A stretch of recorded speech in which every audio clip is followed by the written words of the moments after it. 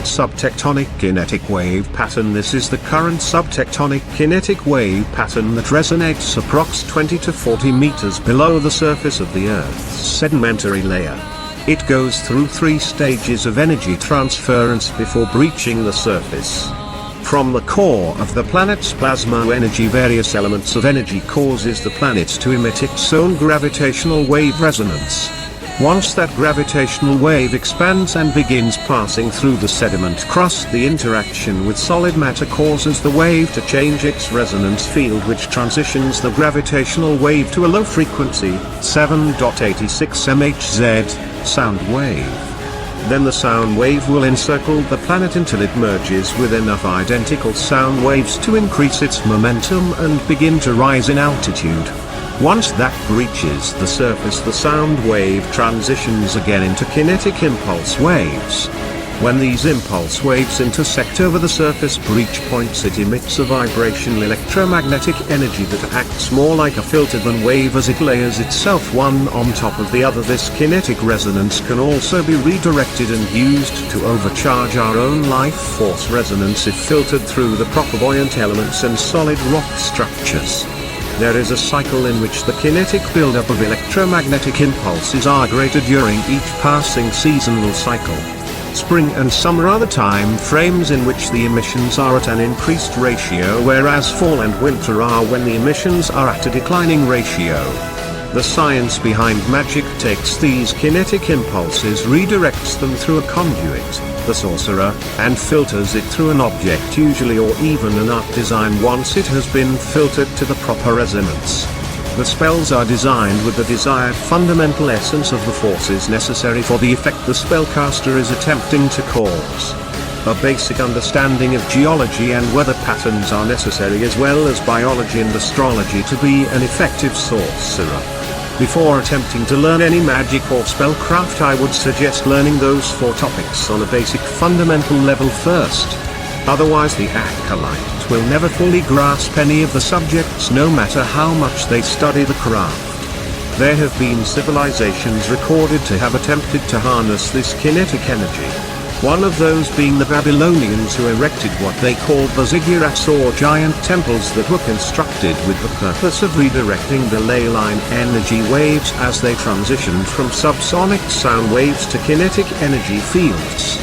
The Native American Younger Dryas tribes also attempted to harness this energy into living conduits known as shamans by building a tribal colony on top of the breach points on the surface. The generations born upon these regions would become saturated at birth with high levels of kinetic energy and develop natural filters as they grow into adulthood upon these sections.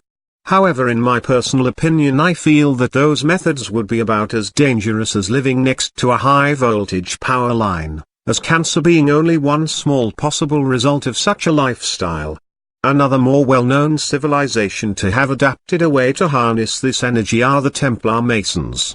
The Masonic temples were adapted from the Mesopotamian design of the ziggurat temples in the 13th century. However, records indicate that it may be possible that all 3 of these cultural groups may be not only connected but the same organization that changed its orders details throughout the centuries, but its underlying purpose stayed unchanged.